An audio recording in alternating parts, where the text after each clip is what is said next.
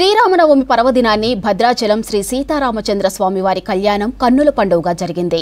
మిథిలా స్టేడియంలో అర్చకులు వేద పండితులు మంత్రాలు పఠిస్తూ ఉండగా అభిజిత్ లగ్నంలో సీతమ్మకు తాళి కట్టారు శ్రీరాముడు. ముత్యాలు పగడాలు పచ్చలహారంతో వెలిగిపోయారు సీతారాములు. రాష్ట్ర ప్రభుత్వం తరపున స్వామివారికి పట్టు వస్త్రాలు ముత్యాల తలంబరాలు సమర్పించారు ముఖ్యమంత్రి రేవంత్ రెడ్డి దంపతులు. ఇక రాములవారి కళ్యాణం చూసేందుకు పెద్ద ఎత్తున తరలివచ్చారు భక్తులు.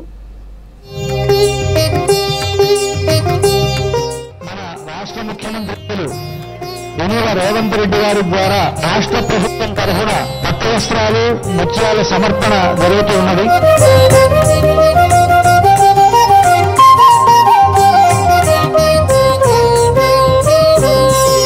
ముఖ్యమంత్రి వర్యులు సమర్పించినటువంటి వస్త్రాలు, అదేవిధంగా టీటీడీ దేవస్థానం తరఫున ఇచ్చినటువంటి వస్త్రాలు మనకు స్వామివారికి సమర్పించడం జరిగింది.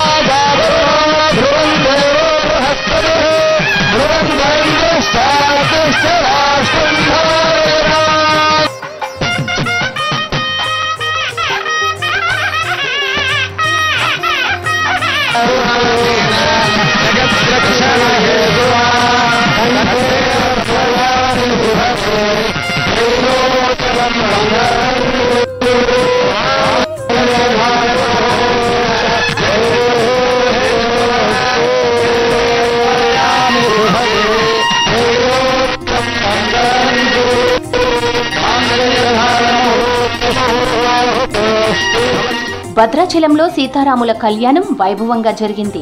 ముత్యాలు పగడాలు పచ్చల హారంతో సీతారాములు వెలిగిపోయారు. సీఎం రేవంత్ రెడ్డి రాష్ట్ర ప్రభుత్వం తరపున స్వామివారికి పట్టు వస్త్రాలు ముత్యాల తలంబ్రాలు సమర్పించారు. మిథిలా స్టేడియంలో పండితుల వేద మంత్రాలు పఠిస్తుండగా అభిజిత్ లగ్నంలో సీతమ్మకు తాళి కట్టారు శ్రీరామచంద్ర స్వామి. రాములవారి కళ్యాణంలో డిప్యూటీ సీఎం బట్టి విక్రమార్క, మంత్రులు కొండా సురేఖ, పొంగులేటి శ్రీనివాసరెడ్డి, తుమ్మల నాగేశ్వరరావు, సిఎస్ శాంతికుమారి పాల్గొన్నారు.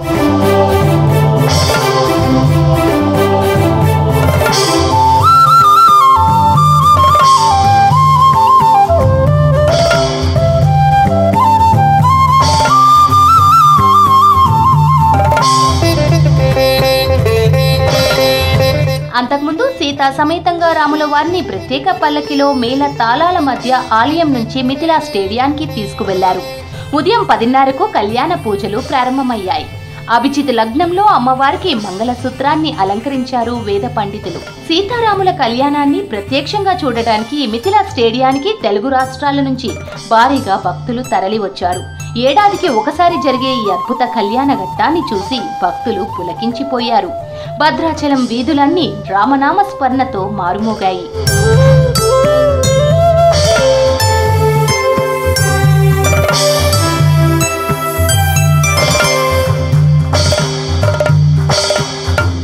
సాధారణ కళ్యాణంలో 2 సూత్రాలు ఉంటాయి. భక్త రామదాసు చేయించిన పథకాన్ని కలిపి 3 సూత్రాలు అమ్మవారికి ధరింపచేయడం భద్రాచలంలో ఆనవాయితీగా వస్తోంది. కళ్యాణం తర్వాత స్వామివారికి కర్పూర హారతులు సమర్పించారు అర్చకులు.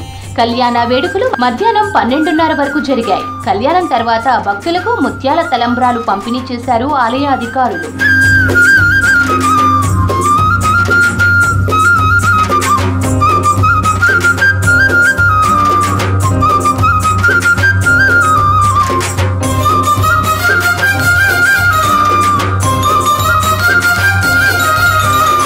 తొమ్మిదేళ్ల తర్వాత ప్రభుత్వం తరపున ముఖ్యమంత్రి హోదాలో రేవంత్ రెడ్డి దంపతులు స్వామివారికి పట్టు వస్త్రాలు సమర్పించారు.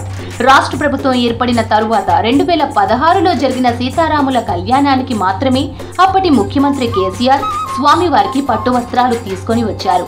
ఆ తర్వాత భద్రాచలంలో జరిగిన శ్రీరామనవమి వేడుకల్లో కేసీఆర్ పాల్గొనలేదు.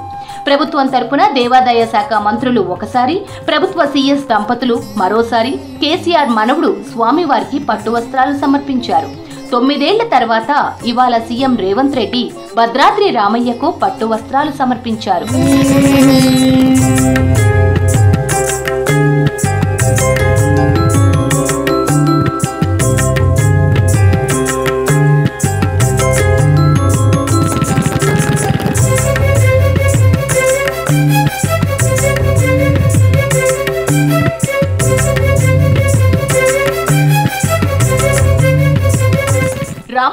కళ్యాణం కోసం ఏపీ, తెలంగాణతో పాటు అనేక ప్రాంతాల నుండి భక్తులు భారీగా తరలివచ్చారు.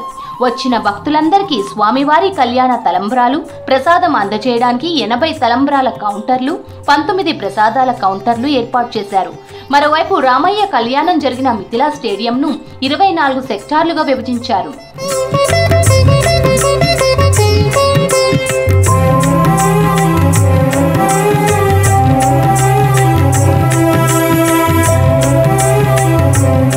ప్రతి సెక్టార్కు ప్రత్యేక అధికారులను నియమించారు. ఈ 24 సెక్టార్లలో ఫ్రీ గ్యాలరీలలో భక్తులు స్వామివారి కళ్యాణం వీక్షించారు. రేపు భద్రాచలంలో శ్రీరాములవారి మహాపట్టాభిషేకం జరగనుంది. ఈ కార్యక్రమానికి గవర్నర్ జిష్ణుదేవ్ వర్మ హాజరు కానున్నారు. రేపటి కోసం పోలీసులు భారీ బందోబస్తు ఏర్పాటు చేశారు. రాష్ట్ర ముఖ్యమంత్రులు రేవంత్ రెడ్డి గారి ద్వారా రాష్ట్ర ప్రభుత్వం తరఫున పట్టు వస్త్రాలు, ముత్యాల సమర్పణ జరుగుతూ ఉన్నది.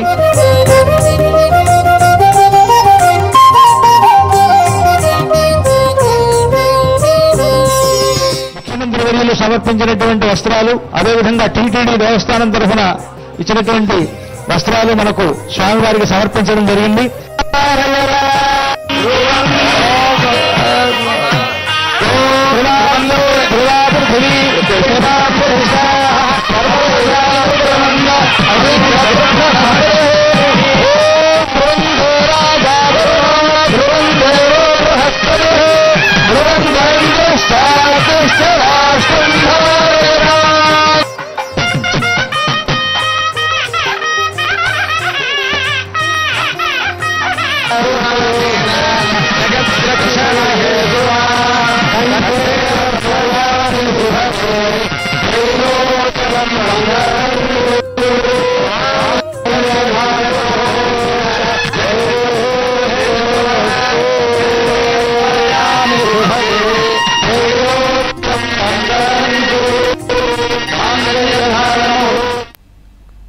కాంగ్రెస్ ప్రభుత్వం ప్రజాపాలన శ్రీరాముని పాలనలా ముందుకు సాగుతుందన్నారు మంత్రి పొన్నం ప్రభాకర్.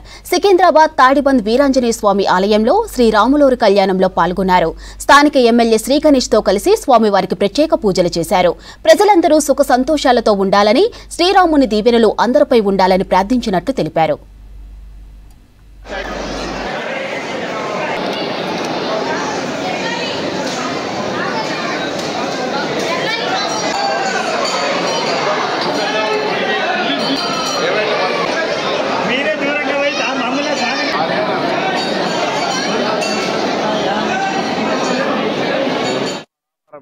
రమే రామే మనోరమే సహస్రనామ తత్తిలం శ్రీరామనామ వరానని. శ్రీరాముడు అందరిపైన చల్లని చూపుంచి, ముఖ్యంగా తెలంగాణలో ఈరోజు శ్రీరామనవమిని అందరూ మంచి సుఖ సంతోషంగా జరుపుకుంటా ఉన్నారు. కళ్యాణం ద్వారా రామునికి కళ్యాణం లోపల పాల్గొని అందరం బాగుండాలని కోరుకుంటున్నాం. కుటుంబాలు, గ్రామాలు, జిల్లాలు, రాష్ట్రం అంతా. తప్పకుండా తెలంగాణ ప్రజలకు మా ప్రజాపాలన ప్రభుత్వం చేసేటువంటి సంక్షేమ కార్యక్రమాలు రామరాజ్యం లాగా, ఆనాడు రాముడు ఏ విధంగా పరిపాలన ప్రజల సమస్యలు తెలుసుకొని చేసిండో ఆ విధంగా చేసేటువంటి ఆశీర్వచనాన్ని, ధైర్యాన్ని, శక్తిని, కృపను ఇవ్వాలని ఆ భగవంతుని ప్రార్థిస్తాను. తప్పకుండా శ్రీరాముడిలాగా ఒక ప్రజారంజకమైనటువంటి పరిపాలన, ప్రజల సమస్యలు పరిష్కరిస్తూ ముందుకు పోవాలని శ్రీరామ కళ్యాణం రోజు ఆ భగవంతుని ప్రార్థిస్తూ అందరికీ శ్రీరామనవమి శుభాకాంక్షలు. నిర్మల్ జిల్లా బైన్సాలో శ్రీరాముడి శోభాయాత్ర ప్రారంభమైంది. పురాణా బజారులో ఉన్న గోశాల నుంచి శోభాయాత్ర కొనసాగుతుంది. జై శ్రీరామ్ నినాదాలతో వీధులన్నీ మారుమోగుతున్నాయి. రామ్లీలా మైదానం వరకు ఈ ర్యాలీ కొనసాగనుంది. ఎలాంటి అవాంఛనీయ ఘటనలు జరగకుండా భారీ భద్రత ఏర్పాటు చేశారు పోలీసులు.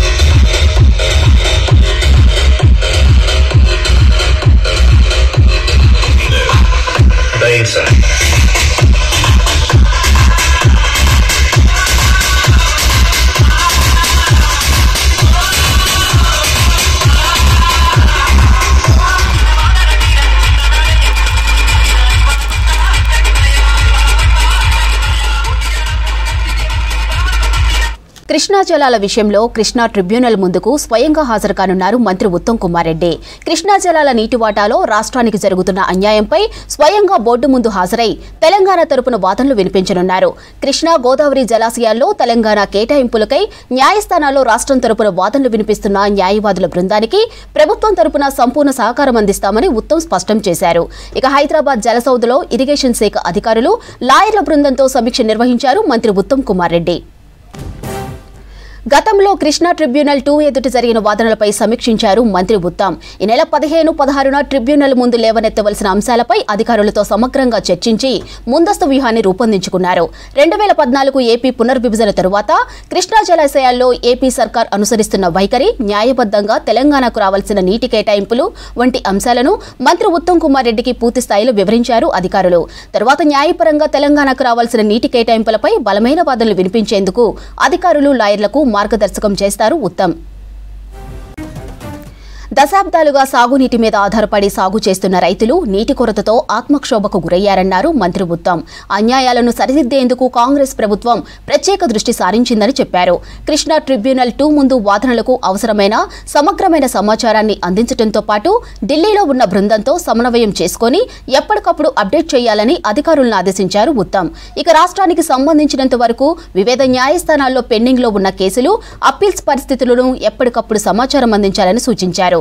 సీఎం రేవంత్ రెడ్డి నేతృత్వంలోని రాష్ట్ర ప్రభుత్వం అంతర్రాష్ట్ర జల వివాదాలను పరిష్కరించేందుకు ప్రత్యేక దృష్టి సారించిందని స్పష్టం చేశారు మంత్రి ఉత్తమ్ కుమార్ రెడ్డి. కృష్ణా జలాల విషయంలో కృష్ణా ట్రిబ్యునల్ ముందుకు స్వయంగా హాజరు కానున్నారు మంత్రి ఉత్తమ్ కుమార్ రెడ్డి. కృష్ణా జలాల నీటి వాటాలో రాష్ట్రానికి జరుగుతున్న అన్యాయంపై స్వయంగా బోర్డు ముందు హాజరై తెలంగాణ తరపున వాదనలు వినిపించనున్నారు. కృష్ణా గోదావరి జలాశయాల్లో తెలంగాణ కేటాయింపులకై న్యాయస్థానాల్లో రాష్ట్రం తరపున వాదనలు వినిపిస్తున్న న్యాయవాదుల బృందానికి ప్రభుత్వం తరపున సంపూర్ణ సహకారం అందిస్తామని ఉత్తమ్ స్పష్టం చేశారు. హైదరాబాద్ జలసౌధలో ఇరిగేషన్ శాఖ అధికారులు, లాయర్ల బృందంతో సమీక్ష నిర్వహించారు మంత్రి ఉత్తమ్ కుమార్ రెడ్డి. గతంలో కృష్ణా ట్రిబ్యునల్ 2 ఎదుట జరిగిన వాదనలపై సమీక్షించారు మంత్రి ఉత్తమ్. ఈ నెల 15, 16న ట్రిబ్యునల్ ముందు లేవనెత్తవలసిన అంశాలపై అధికారులతో సమగ్రంగా చర్చించి ముందస్తు వ్యూహాన్ని రూపొందించుకున్నారు. 2014 ఏపీ పునర్విభజన తరువాత కృష్ణా జలాశయాల్లో ఏపీ సర్కార్ అనుసరిస్తున్న వైఖరి, న్యాయబద్ధంగా తెలంగాణకు రావాల్సిన నీటి కేటాయింపుల వంటి అంశాలను మంత్రి ఉత్తమ్ కుమార్ రెడ్డికి పూర్తి స్థాయిలో వివరించారు అధికారులు. తర్వాత న్యాయపరంగా తెలంగాణకు రావాల్సిన నీటి కేటాయింపులపై బలమైన వాదనలు వినిపించేందుకు అధికారులు, లాయర్లకు మార్గదర్శకం చేశారు ఉత్తమ్. దశాబ్దాలుగా సాగునీటి మీద ఆధారపడి సాగు చేస్తున్న రైతులు నీటి కొరతతో ఆత్మక్షోభకు గురయ్యారన్నారు మంత్రి ఉత్తమ్. అన్యాయాలను సరిదిద్దుకుందేకు కాంగ్రెస్ ప్రభుత్వం ప్రత్యేక దృష్టి సారించిందని చెప్పారు. కృష్ణా ట్రిబ్యునల్ 2 ముందు వాదనలకు అవసరమైన సమగ్రమైన సమాచారాన్ని అందించడంతో పాటు ఢిల్లీలో ఉన్న బృందంతో సమన్వయం చేసుకుని ఎప్పటికప్పుడు అప్డేట్ చేయాలని అధికారులను ఆదేశించారు ఉత్తమ్. ఇక రాష్ట్రానికి సంబంధించినంత వరకు వివిధ న్యాయస్థానాల్లో పెండింగ్లో ఉన్న కేసులు, అప్పీల్స్ పరిస్థితులు ఎప్పటికప్పుడు సమాచారం అందించాలని సూచించారు. సీఎం రేవంత్ రెడ్డి నేతృత్వంలోని రాష్ట్ర ప్రభుత్వం అంతర్రాష్ట్ర జల వివాదాలను పరిష్కరించేందుకు ప్రత్యేక దృష్టి సారించిందని స్పష్టం చేశారు మంత్రి ఉత్తమ్ కుమార్ రెడ్డి.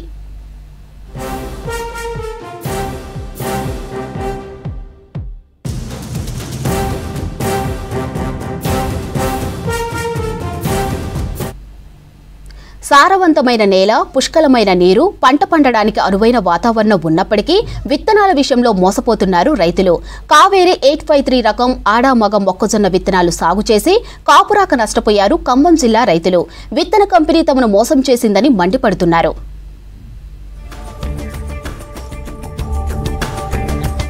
ఖమ్మం జిల్లా వైరా మండలం పాలడుగు, అష్టగుర్తి, గొల్లపూడి గ్రామాల్లో 70 ఎకరాలలో కావేరి 853 రకం ఆడా మగ మొక్కజొన్నల విత్తనాలు సాగు చేశారు 30 మంది రైతులు. పంట ప్రారంభ దశలో ఏపుగా పెరగడంతో దిగుబడి బాగా వస్తుందని ఎకరాకు 30 నుంచి 40 వేల పెట్టుబడి పెట్టారు. పంట చేతికొచ్చే దశలో కంకులు గింజలు పట్టకుండా బెండ్లు దర్శనమిచ్చాయి.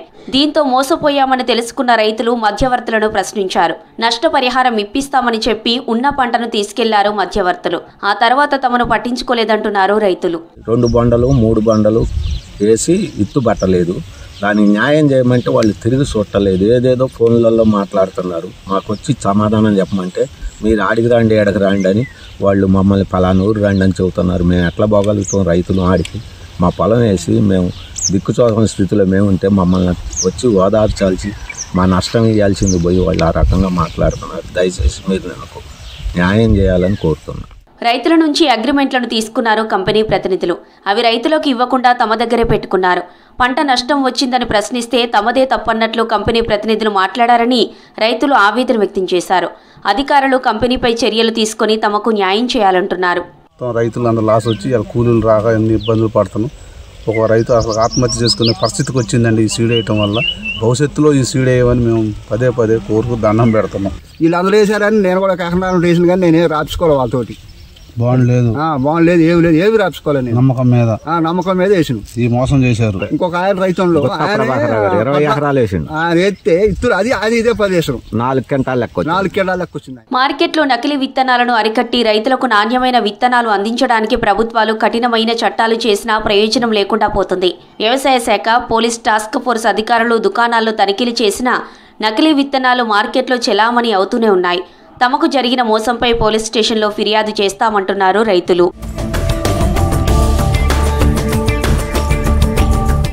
ఎయిర్పోర్ట్ ఆదిలాబాద్ జిల్లా ప్రజల చిరకాల వాంఛ. ఆ కల ఫలించింది. ఎయిర్పోర్ట్ నిర్మాణానికి వాయుసేన గ్రీన్ సిగ్నల్ ఇచ్చింది. ఎయిర్పోర్ట్ నిర్మాణంతో ఆదిలాబాద్ దశ మారనుంది. ప్రగతి పరుగులు పెట్టనున్నది. ఎయిర్పోర్టు కోసం నిజాం కాలం నుంచి ఎదురు చూస్తున్నారు ఆదిలాబాద్ ప్రజలు. ఆ చిరకాల కల త్వరలో నెరవేరబోతుంది. ఆదిలాబాద్ జిల్లా కేంద్రంలో ఎయిర్పోర్టు నిర్మాణానికి వాయుసేన అధికారులు అనుమతులు ఇచ్చారు. రానున్న రోజుల్లో శిక్షణ కేంద్రాన్ని ఏర్పాటు చేస్తామని ఐఏఎఫ్ తెలిపింది.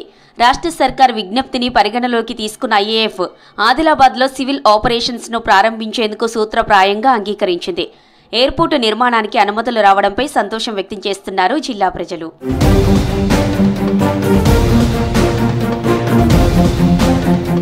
నిజాం కాలంలోనే జిల్లా కేంద్రంలో విమానాశ్రయం ఉంది. 1930లో ఇక్కడ యుద్ధ విమానాలు ఇంధనం నింపుకునేవి. ఈ వైమానిక విమానాశ్రయం 369 ఎకరాల విస్తీర్ణంలో విస్తరించి ఉంది. దీన్ని ఏరోడ్రమ్గా పిలుస్తారు. స్వాతంత్ర్యం తర్వాత ఏరోడ్రమ్ భూమంతా ఇండియన్ ఎయిర్ ఫోర్స్ ఆధీనంలోకి వెళ్ళింది. ఈ స్థలంలో ఎయిర్పోర్టు నిర్మాణానికి అనుమతులు ఇవ్వాలని అప్పటి రాజ్యసభ సభ్యుడు జయరాం రమేష్ కేంద్ర రక్షణ మంత్రిత్వ శాఖను కోరుతూ వచ్చారు.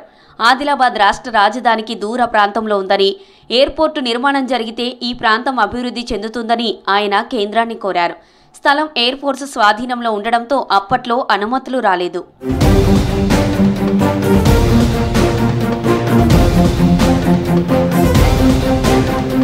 2014లో వైమానిక శిక్షణ కోసం కేంద్ర ప్రభుత్వం స్థల సేకరణ చేపట్టాలని నిర్ణయించింది.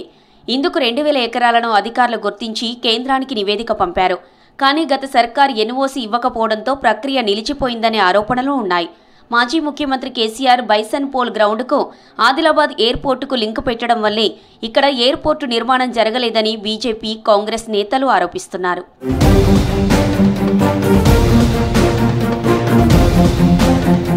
ఇటీవల వరంగల్ మామునూర్ ఎయిర్పోర్టు నిర్మాణానికి విమానయాన శాఖ గ్రీన్ సిగ్నల్ ఇచ్చింది.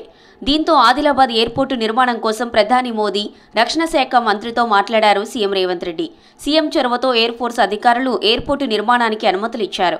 భవిష్యత్తులో ఇక్కడే ఎయిర్ ఫోర్స్ అకాడమీ ఏర్పాటు చేయడానికి అవసరమైన స్థలాన్ని సేకరించడానికి సిద్ధమంటుంది రాష్ట్ర ప్రభుత్వం. దేశంలో బీదర్, పనాజీలో ఎయిర్ ఫోర్స్ అకాడమీ, ఎయిర్పోర్టు ఒకే చోటున్నాయి. ఆదిలాబాద్ కూడా భవిష్యత్తులో ఆ విధంగా మారనుంది. ఎయిర్పోర్టు నిర్మాణంతో జిల్లా రూపురేఖలు మారనున్నాయి.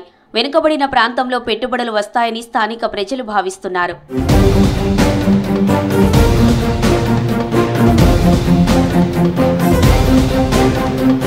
సీఎం రేవంత్ ప్రయత్నం వల్ల ఎయిర్పోర్టుకు అనుమతులు వచ్చాయంటున్నారు కాంగ్రెస్ నాయకులు. ఆదిలాబాద్లో ఎయిర్పోర్టు ఏర్పాటు చేస్తామన్న మాటను సీఎం నిలబెట్టుకున్నారని చెబుతున్నారు. సీఎం రేవంత్ చిత్రపటానికి పాలాభిషేకం చేశారు. ప్రధాని నరేంద్ర మోదీ వల్లే ఎయిర్పోర్టుకు పర్మిషన్ వచ్చిందంటున్నారు బీజేపీ నేతలు.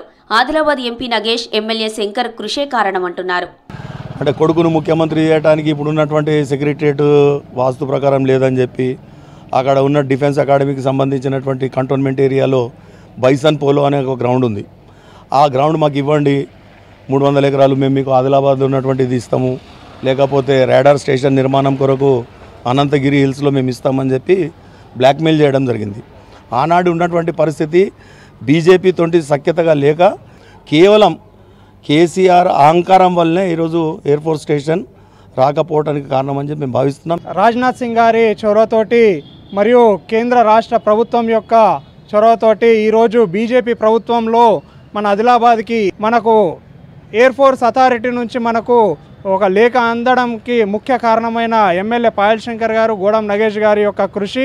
కేంద్ర రాష్ట్ర ప్రభుత్వాల ప్రయత్నం వల్లే ఎయిర్పోర్టుకు అనుమతులు వచ్చాయంటున్నారు జనం. క్రెడిట్ ఎవరిదైనా ఎయిర్పోర్టు రావడం సంతోషం అంటున్నారు. ఫిట్నెస్, సెల్ఫ్ డిఫెన్స్ కోర్సులపై అమ్మాయిలు ఫోకస్ చేస్తున్నారు. విపత్కర పరిస్థితులు, దాడుల నుంచి తమను తాము కాపాడుకునేలా శిక్షణ తీసుకుంటున్నారు. ఆత్మరక్షణ, ఆరోగ్యం కోసం స్కూల్ స్థాయిలోనే మార్షల్ ఆర్ట్స్ నేర్చుకుంటున్నారు. వరంగల్లో ఓ ఎన్ఆర్ఐ నిర్వహిస్తున్న సెల్ఫ్ డిఫెన్స్ శిక్షణ శిబిరాల్లో ట్రైనింగ్ తీసుకునేందుకు ఇంట్రెస్ట్ చూపిస్తున్నారు బాలికలు.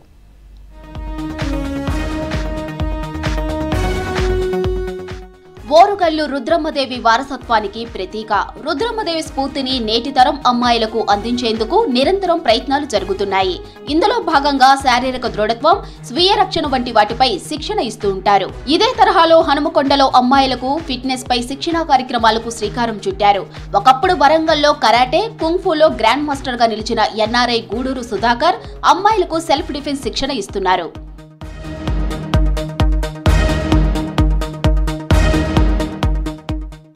వరంగల్కు చెందిన గూడూరు సుధాకర్ అమెరికా వెళ్లి అక్కడే స్థిరపడ్డారు. అమెరికాలో పోలీస్ డిపార్ట్మెంట్ లో చేరారు. అక్కడ వారికి మార్షల్ ఆర్ట్స్ లో శిక్షణ ఇస్తున్నారు.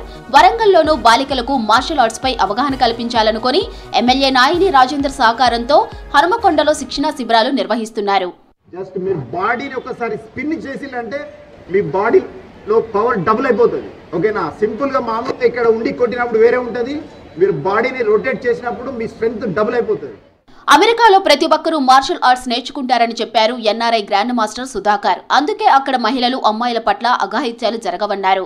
తమను తాము కాపాడుకోగలిగే నైపుణ్యం వారికి ఉంటుందన్నారు. మన దేశంలోనూ ప్రతి బాలికకు సెల్ఫ్ డిఫెన్స్ అవసరమన్నారు. అందుకే ఇండియాలోని తన టీంతో కలిసి 45 రోజుల పాటు ఉచిత శిక్షణ ఇస్తున్నామన్నారు. యూఎస్లో దాదాపు అంటే నేను 90% చూశాను, వాళ్ళు అక్కడ నేర్చుకుంటారు. ఇక్కడ అంటే అవేర్నెస్ కొంచెం తక్కువ, ఎక్కువ అంటే స్టడీ మీద ఎక్కువనే ఫోకస్ ఉంటుంది. స్పోర్ట్స్ కానీ మార్షల్ ఆర్ట్స్ కానీ చాలా తక్కువ పర్సెంటేజ్. అంటే 15 సంవత్సరాల క్రితం ఇక్కడ ట్రైనింగ్ ఇచ్చేవాడిని. చాలామంది ఇన్స్ట్రక్షన్ తయారు చేసి వాళ్ళ ద్వారా కుంఫు మార్షల్ ఆర్ట్స్ స్ప్రెడ్ చేసేలా చాలా ప్రయత్నం చేశారు. ఒక ట్రైనింగ్ కల్పించాలనే ఆలోచన వచ్చింది. దానివల్ల ఎమ్మెల్యే గారిని, నాయన రాజేందర్ గారిని కలిసి మాట్లాడడం జరిగింది. దానివల్ల తను చాలా ఇంట్రెస్ట్ చూపెట్టారు. యాక్చువల్లీ ఏంటంటే మార్షల్ ఆర్ట్స్ అనేది ప్రతి ఒక్కరు నేర్చుకుంటే ఇది ఆత్మవిశ్వాసం ఎక్కువగా తోడ్పడుతుంది. వారి యొక్క ప్రొఫైల్ అంటే స్ట్రాంగ్ అయిపోతుంది. వాళ్ళు ఎక్కడికి పోయినా, ఏ రంగంలో పోయినా కూడా రాణించగలుగుతారు.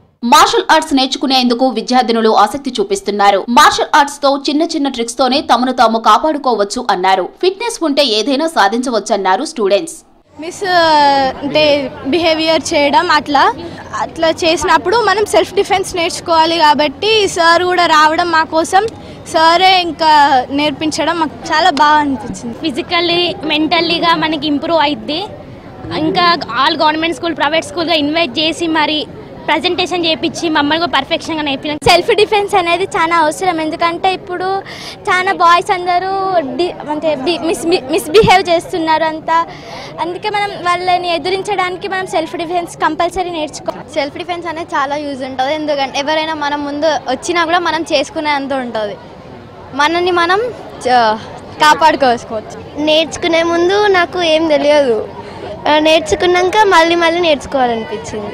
చాలా కాంపిటీషన్స్ వాటిలో అందరికీ పట్టుకెళ్ళి ఒక మంచి గుర్తింపుని తెప్పిస్తారు. అత్యాచారాలు, లైంగిక దాడుల నుంచి కాపాడుకునేందుకు మార్షల్ ఆర్ట్స్ ఉపయోగపడుతుందన్నారు విద్యార్థులు, తల్లిదండ్రులు. ఒకప్పుడు ఆడపిల్లలను ఒంటరిగా బయటికి పంపించాలంటే భయపడేవాళ్లమని మార్షల్ ఆర్ట్స్ నేర్పించిన తరువాత ఆ భయం మొత్తం పోయిందన్నారు. ఇప్పుడు వాళ్ళు జాయిన్ అయ్యి 3 సంవత్సరాలు అవుతుంది. 3 సంవత్సరాలలో మా పిల్లల కాన్ఫిడెన్స్ కానీ, మా పిల్లలు బయటికి పోవడానికి ఇబ్బంది పడేది, భయపడేది ఎవరితోనన్నా మాట్లాడాలంటే. కానీ కరాటాలో జాయిన్ అయినాక, కిక్స్ బాక్సింగ్లో జాయిన్ అయిన తర్వాత వాళ్ళు ఓన్గా మాట్లాడడం, బయటికి పోవడం తేడా. అంటే మా పాపను నేను ఒంటరిగా పంపించగలను అనే ధైర్యం వచ్చింది నాకు. ప్రతి ఒక్కరికి చదువుతో పాటు సెల్ఫ్ డిఫెన్స్, ఫిట్నెస్ అవసరమన్నారు నిర్వాహకులు. బాలికలకు తమను తాము కాపాడుకునేలా ధైర్యాన్ని కల్పిస్తూ మార్షల్ ఆర్ట్స్ లో శిక్షణ ఇస్తున్నామని చెప్పారు. వేసవికాలం వచ్చేసింది. అందరూ సమ్మర్ వెకేషన్స్ ప్లాన్ చేస్తున్నారు. దీంతో ఆయా ప్రాంతాలకు ప్రయాణికుల రద్దీ నెలకొననుంది. దీన్ని దృష్టిలో పెట్టుకుని దక్షిణ మధ్య రైల్వే ప్రత్యేక రైళ్లు నడపాలని నిర్ణయించింది. ఈ మేరకు వివిధ ప్రాంతాల మధ్య 540 సమ్మర్ స్పెషల్ ట్రైన్లు నడపనున్నట్టు దక్షిణ మధ్య రైల్వే ప్రకటించింది. ఏడాది 1100కు పైగా స్పెషల్ ట్రైన్స్ నడపనున్నట్లు తెలిపారు సౌత్ సెంట్రల్ రైల్వే అధికారులు.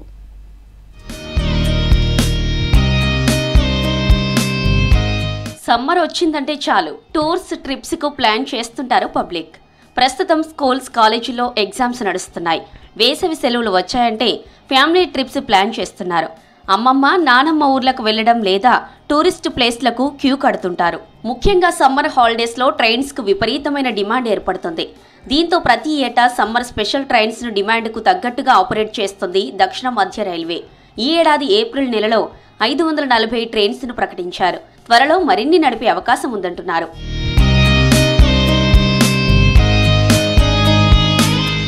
సమ్మర్ సీజన్ కోసం గతేడాది 1000 రైళ్లను నడిపారు.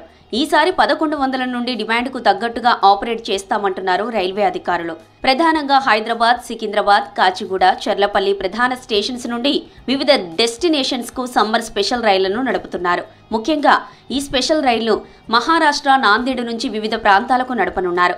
అలాగే ఈ సీజన్లో ఎక్కువ రష్ ఉండే సౌత్ సిటీలైన తిరుపతి, బెంగళూరు, మధురై, నాదర్కల్తో పాటు నార్త్ వైపు ఢిల్లీ, పాట్నా, దానాపూర్ వైపుకు జంట నగరాల నుండి స్పెషల్ రైళ్లు నడవనున్నాయి. అంతేకాకుండా కలకత్తా, హౌరా, శాలిమార్, సంత్రగచ్చి, ముంబై, భావ్నగర్ వైపు కూడా సమ్మర్లో డిమాండ్ ఉంటుందంటున్నారు రైల్వే అధికారులు. ఇవే కాక దేశవ్యాప్తంగా ఉన్న టూరిస్టు ప్లేస్లకు ఎక్కువగా వెళ్లే ఇంపార్టెంట్ డెస్టినేషన్స్ ను నడుపుతామంటున్నారు. సౌత్ సెంట్రల్ రైల్వే ఈ సమ్మర్ రష్ని పురస్కరించుకొని ఇప్పటి వరకు 540 స్పెషల్ ట్రైన్స్ని అనౌన్స్ చేయడం జరిగింది. ఇది లాస్ట్ ఇయర్ పూర్తి సమ్మర్ సీజన్ అంతా కూడా 1000కి పైగా స్పెషల్ ట్రైన్స్ రన్ చేశాము. అదే ఇప్పటివరకు ఏప్రిల్ మంత్లో అనౌన్స్ చేసినవి 540, ఇంకా ఫర్దర్గా అంటే 1000-1100కి పైగా స్పెషల్ ట్రైన్స్ని మేము ఆపరేట్ చేసేందుకు ప్లాన్ చేస్తూ ఉన్నాం. ముఖ్యంగా ఈ స్పెషల్ ట్రైన్స్ అన్నీ కూడా అంటే మన సౌత్ సెంట్రల్ రైల్వే పరిధిలోని సికింద్రాబాద్, చెర్లపల్లి, కాచిగూడ ఇక్కడి నుంచి, అలాగే నాందేడ్ డివిజన్లో నాందేడ్, అకోలా అటువైపు నుంచి డిఫరెంట్ డెస్టినేషన్స్కి ప్లాన్ చేశాము. సమ్మర్ వెకేషన్స్ కోసం తెలంగాణ, హైదరాబాద్ నుండి ఆంధ్ర వైపు విజయవాడ, కాకినాడ, వైజాగ్, తిరుపతి, నర్సాపూర్, శ్రీకాకుళం వైపు డిమాండ్ ఉంటుందంటున్నారు అధికారులు. ఇక సమ్మర్లో ఏసీ కోచ్లకు కూడా విపరీతమైన డిమాండ్ ఉంటుంది. రెగ్యులర్ గా నడిచే ముందస్తు బుకింగ్స్ తో ఇప్పటికే వెయిటింగ్ లిస్ట్ పెరిగిపోతుంది. దీంతో ఆయా డిమాండ్ ఉన్న రూట్లలో సమ్మర్ స్పెషల్స్ నడుపుతున్నారు అధికారులు. వేడికి లాంగ్ డిస్టెన్స్ వెళ్లే రైళ్లలో సమ్మర్ ఎఫెక్ట్ తో కృష్ణా స్పెషల్ ట్రైన్స్ లో ఏసీ కోచ్లను అటాచ్ చేస్తున్నట్లు చెబుతున్నారు. అదనపు బోగీలను వేయడం వల్ల సమ్మర్ రష్ ను క్లియర్ చేస్తున్నామంటున్నారు. స్లీపర్, జనరల్ కోచ్లను సైతం హాలిడేస్ టైంలో పెడుతున్నట్టు అధికారులు చెబుతున్నారు. ముఖ్యంగా ఈ ట్రైన్స్ అన్నీ కూడా అంటే మనకు తిరుపతికి ఎక్కువ రష్ ఉంటుంది. తిరుపతి వైపు ఎక్కువ ట్రైన్స్ అనౌన్స్ చేయడం జరిగింది. అలాగే సదర్న్ ఇండియా వైపు కూడా అంటే బెంగళూరు, మధురై, నాగర్కైల్ ఇలా అటువైపు కూడా స్పెషల్ ట్రైన్స్ అనౌన్స్ చేశాము. అలాగే నార్థన్ ఇండియాలో ఢిల్లీ వైపు నిజాముద్దీన్కి, అలాగే పాట్నా, దానాపూర్ అటువైపు కూడా హెవీ డిమాండ్ ఉంటుంది. అటువైపు కూడా స్పెషల్ ట్రైన్స్ ఈ జంట నగరాల నుంచి అనౌన్స్ చేయడం జరిగింది. సమ్మర్ స్పెషల్ ట్రైన్స్ లో బోగీలు పెంచడంతో పాటు ఆయా రూట్లలో స్టాపేజ్లను కూడా పెంచుతున్నారు. సూపర్ ఫాస్ట్, వందే భారత్ రైళ్లకు దూర ప్రాంతాలకు వెళ్లే రైళ్లకు డిమాండ్ ఉంటుందంటున్నారు. 60 డేస్ ముందు రిజర్వేషన్స్ అవుతున్నాయంటున్నారు అధికారులు.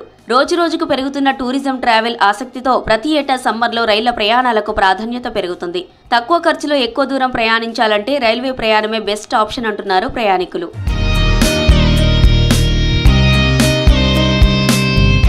ఇవి బులెటిన్ అప్డేట్స్.